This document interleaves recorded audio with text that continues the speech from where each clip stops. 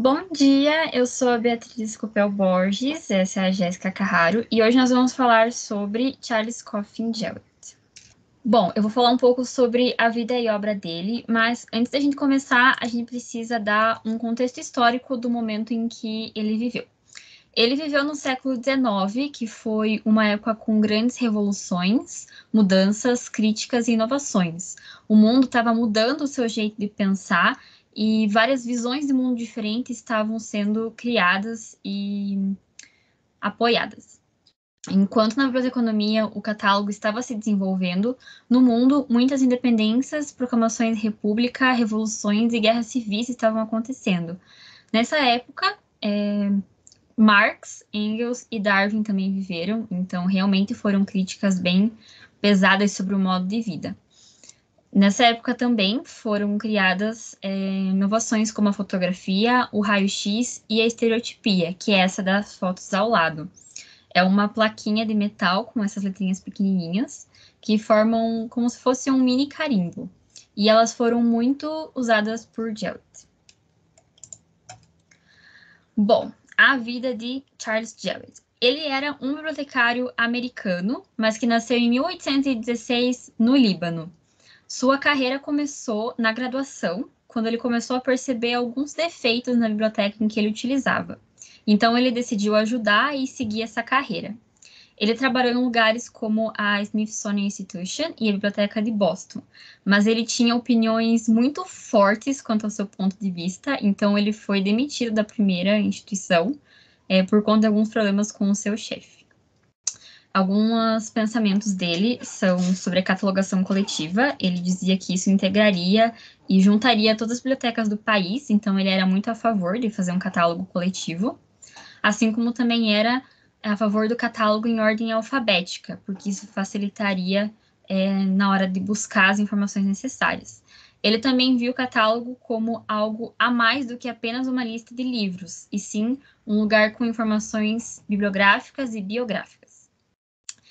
Por fim, ele também era muito a favor da uniformização e da padronização. Então, ele acreditava que regras rígidas e seguidas à risca evitariam confusões para o catalogador.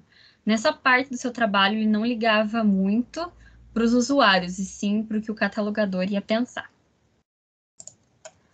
Algumas de suas principais obras foram sobre a construção de catálogos, no qual ele falou sobre o plano de construção do seu catálogo coletivo nacional, além de falar sobre 39 regras gerais da catalogação, baseadas nas regras de Panizzi.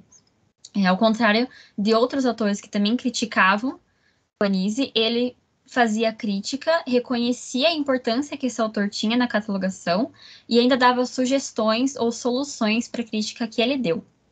E também um relatório sobre a construção de catalogações em bibliotecas, no qual ele falou sobre as primeiras regras para cabeçalho de entrada de autores.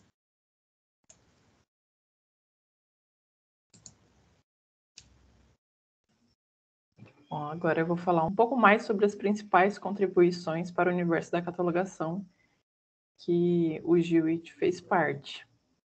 Então, o principal foi sobre a construção de catálogos, né, as regras que ele desenvolveu, que foi lançado em 1852.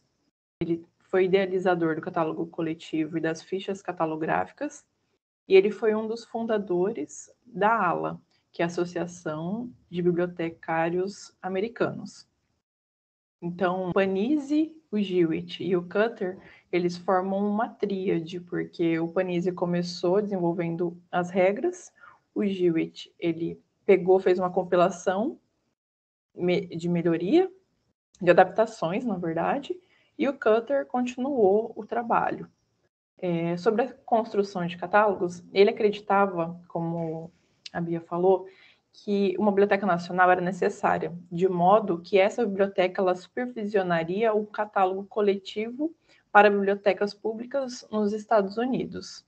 Ele idealizava, então, uma biblioteca central, onde as outras bibliotecas iriam contribuir com informações e fazer um trabalho coletivo. E para que isso acontecesse, ele via que era importante ter um vocabulário comum, né? Então, para que o intercâmbio de informações bibliográficas pudesse ocorrer de maneira mais eficiente, seria necessário um vocabulário comum. Para isso, então, em 1852, ele lançou o Código composto por 39 regras, que foi uma compilação do modelo de catálogo do Museu Britânico, juntamente com as 91 regras do Panizzi. Ele defendia que as regras de catalogação deveriam ser rigorosas e, quando possível, atender a todos os detalhes do documento. Destacou que o gosto ou o julgamento individual do catalogador deve ser deixado de lado, o tanto quanto for possível, evitado. A gente sabe hoje em dia que a ciência ela não é neutra, né? Ele defendia isso, mas até que ponto que realmente conseguiam fazer isso, hoje a gente consegue acompanhar na história que é difícil ter essa neutralidade.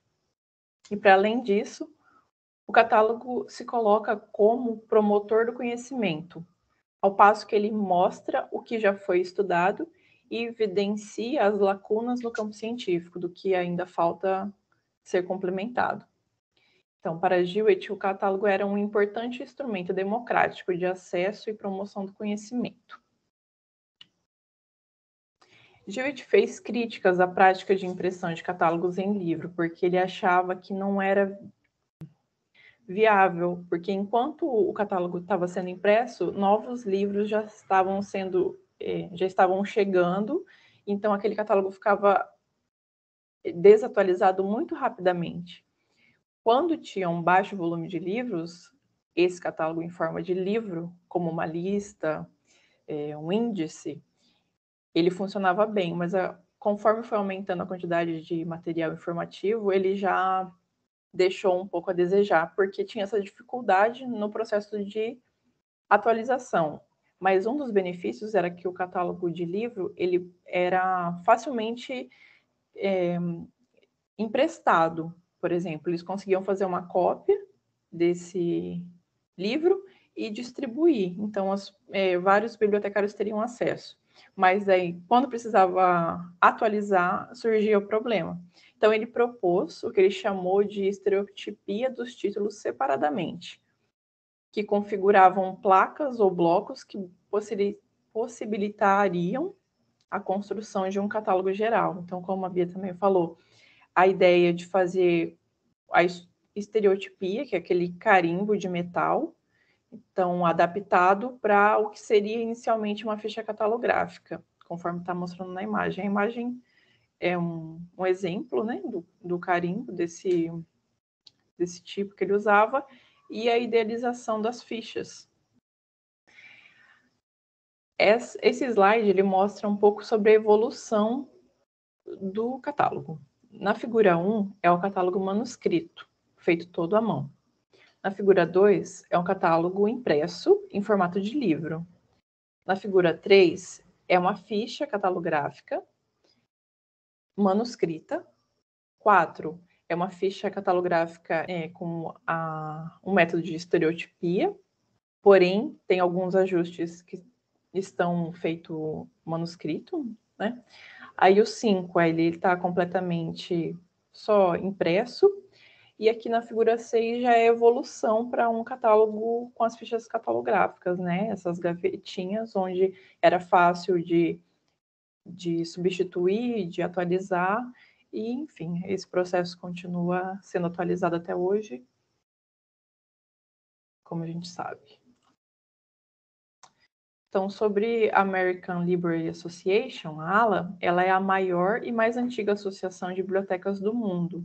Ela foi fundada em 6 de outubro de 1876, durante a exposição do centenário da Filadélfia. Esse centenário, ele foi a comemoração de 100 anos de independência dos Estados Unidos. Então, a missão da ALA é fornecer liderança para o desenvolvimento, promoção e melhorias dos serviços de bibliotecas e informação, assim como melhorias na atuação de bibliotecários, a fim de aprimorar o aprendizado e garantir acesso à informação para todos. Aqui tem o site da ALA, tem bastante material interessante lá, então www.ala.org.